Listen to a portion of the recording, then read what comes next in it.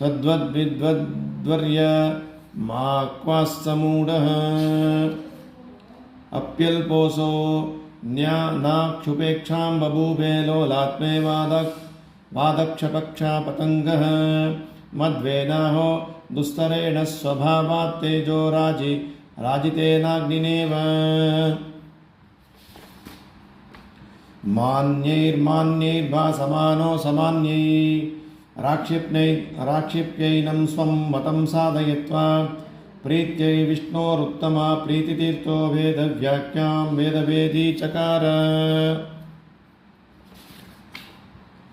आम्नायं ये पेटुराम्नाय पूर्वं प्राप्ता विप्रास्तत्र कौतूहलेन पर्यासेनास्तावदाचार्यवर्यं प्रेक्षां चक्रिरेनेकसंख्याः उक्ताङ्गेभ्यः कादिकान् व्यञ्जयन्तं तत्तन्मात्रा व्यञ्जनादो प्रवीणं तिस्रो वस्तास्तद्गुणैर्भावयन्तं देवा दृष्ट्वा ह्यस्मरन् देवदेव